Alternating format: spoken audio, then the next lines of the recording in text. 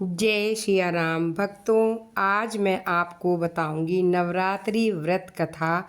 भगवान राम ने क्यों रखा था नवरात्र व्रत। नवरात्रि का व्रत भगवान श्री राम ने भी रखा था। नवरात्रि व्रत है इतना मंगलकारी, कहते हैं सच्ची श्रद्धा के साथ रखा गया नवरात्रि का व्रत सभी अमंगलों को हरने वाला है। माँ जगदम्बा की अनुकंपा से नवरात्रि का व्रत रखने से बड़े संकट दूर होते हैं। आखिर भगवान श्री राम ने किस मनोकामना की पूर्ति के लिए रखा था नवरात्रि का व्रत। मर्यादा पुरुषोत्तर राम ने भी नवरात्रि का व्रत रखा, उसका बड़ा ही मनोरथ वर्णन है श्री रामचरित्र मानस में। देवी भागवत महापुराण में भी इसको विस्तार से बताया गया है। वेद व्यास जी ने जनमेजय को भगवान राम के नवरात्र के व्रत का कारण बताते हुए इसी प्रसंग में नवरात्र के व्रत की यह राम कथा उभरती है। जनमेजय के जवाब में व्यास जी ने कहा, सीता हरण से दुखी श्री राम लक्ष्मण से बोले, कितने बुरे दिन हैं पिताजी, सूरधाम सिधारे, अपनी नगरी छूटी, वनवासी बने, सीता हरी गई, पता नहीं आगे क्या क्या होगा, पर इतना तय है कि जानकी के बिना अयोध्या न लौट सकूँगा। लक्ष्मण तुम भी सब सुख छोड़कर मेरे साथ निकल पड़े।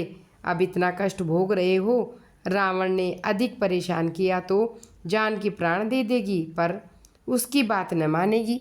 जानकी ने प्राण त्यागने तो मैं भी जीवित न रहूँगा। लक्ष्मण बोले, भैया आप चिंता न करें, बहुत से वानर सीता माता की खोज में गए हैं, जल्द ही उनका पता चल जाएगा। मैं अकेले ही सारे देवताओं और दानवों को जीतने की क्षमता रखता हूँ, फिर भी आवश्यकता पड़ी तो सेना सहित भरत और शत्रुघ्न को भी बुला लेंगे, आप कतई चिंता न करें। भगवान राम और लक्ष्मण यह सब बातें कर ही रहे थे कि नारद आकाश से विशाल वीणा बजाते हुए झूम झूम कर गाते हुए वहीं उतर आए।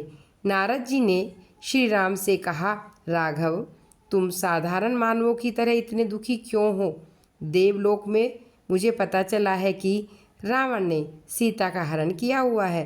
उसने सर्प को माला समझकर अपने गले में पहन लिया और किसी व्यक्ति की तरह यह काम किया है। निराश मत हो, उसके वंश का नाश अब निश्चित है।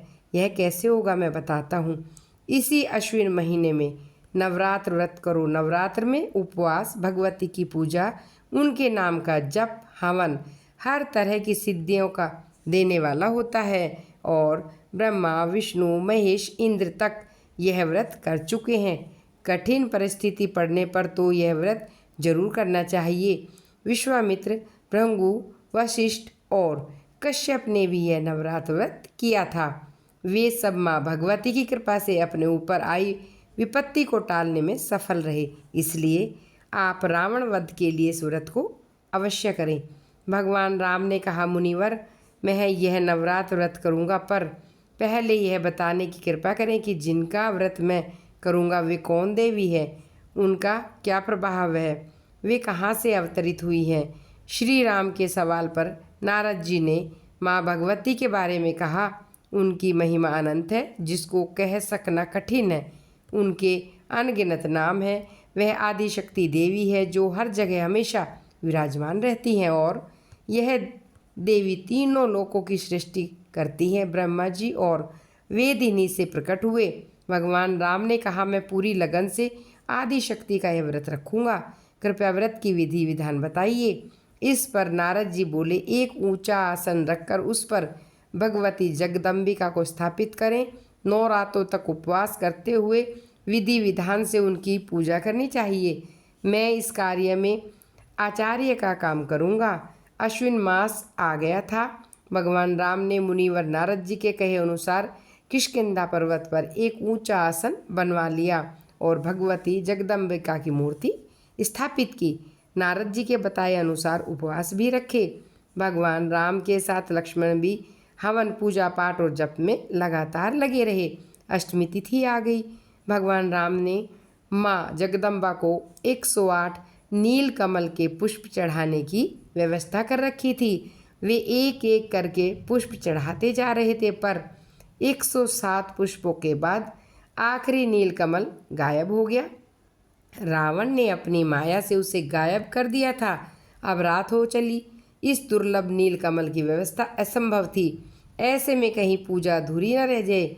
भगवान श्री राम बड़ी चिंता में पड़ गए, कहीं माँ जगदम्बा रूठ न जाए। अचानक उन्हें स्मरण आया कि उन्हें कमल नयन भी तो कहते हैं। एक नीलकमल की तरह उन्होंने अपनी एक आँख निकाल कर अर्पित करने का फैसला किया।